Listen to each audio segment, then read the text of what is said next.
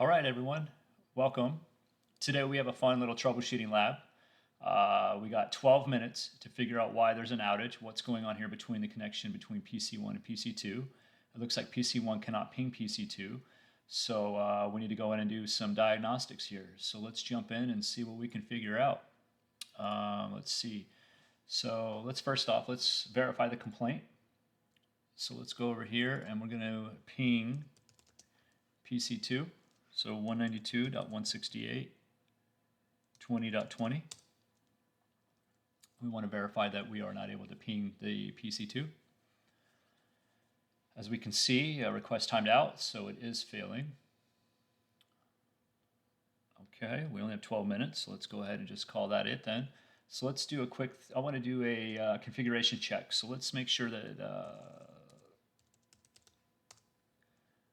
the IP address is set correctly, subnet mask, default gateway, etc. So on PC1, it looks like, let's see, IPv4 address 192.168.10.20. 10.20 is good. Subnet mask of 24/24. That would indicate that this should be a 255.255.255. Default gateway looks good, so 10.1. 10.1 meaning the default gateway for the router, the IP address, so 10.1.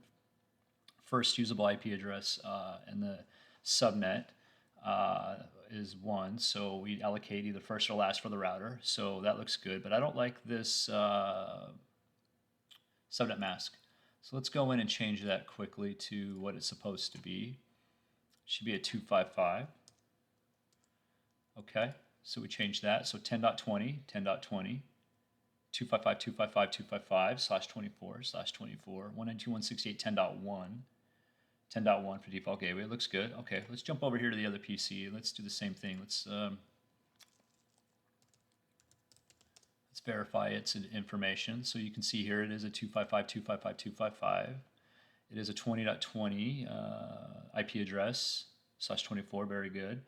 And its default gateway 20.10. No, that should be 20.1.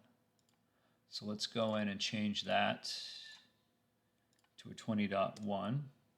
Okay, very good. All right, so now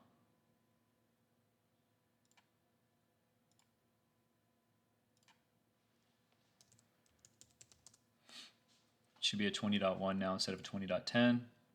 Okay, good. 255.255.255, 20.20, very good. Okay, so it looks like we're corrected here. Let's jump into the switch and let's check our configurations on the switch here. So enable conf t. Let's do a do show VLAN brief. I want to check out the VLANs because we have two different VLANs here, VLAN 10 and a VLAN 20. So it looks like here we have VLAN 10 active interface FA02. Hold on, we're on FA01. VLAN 20 is in FA01. So, ooh, it looks like they're mix matched. So we need to go in and correct this on the switch. So let's do this. Let's go interface FA01, switch port, mode access, switch port access, VLAN 10. Okay, so we just called that interface, we just tagged that interface to that VLAN. Let's do the same thing over here for VLAN 20. So interface FA02, switch port mode access, switch port access, VLAN 20. Exit. Let's do another do show VLAN brief. Okay, so we should have 10 and 10 on 1, and we should have 20 and 20 on 2. Very good. Okay, we look good there. So let's see. Another thing I want to check real quick is since we have a trunk link here, let's do a do show interfaces trunk. I just want to verify that this is configured correctly as well. So we can see here that we do have both our VLANs and they are trunking on the G01 interface, exit port going northbound to the router. So we look good there. Okay, so let's jump into the router now and let's verify the router is configured correctly. So enable configure terminal. Let's do a do show IP route.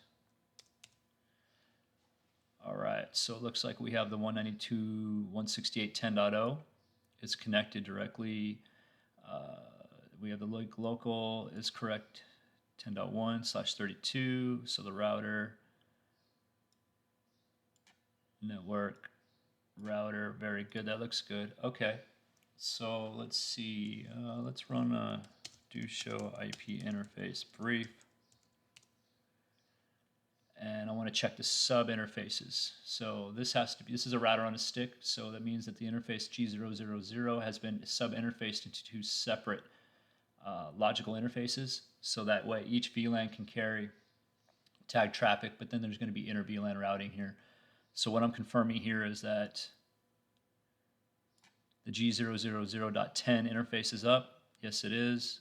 The 20 interface is up. Yes, it is. And it's configured correctly, 10.1, 20.1. Very good. Okay. So now let's, I believe that should be it. So let's jump back into the PC1. And let's see if we're able to now ping PC2.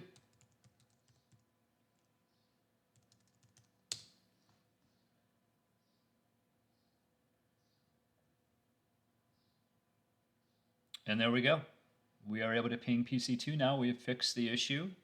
Connectivity has been established. The end user now can connect with PC2. Let's verify the other way. So ping 192.168.10.20. And we also have continuity going back. So both ways. So looks like we fixed this lab and we did it in less than 12 minutes. So very good. Not bad, huh? That was a fun one. Appreciate you stopping by to watch, and I hope you learned something. Until next time, take care.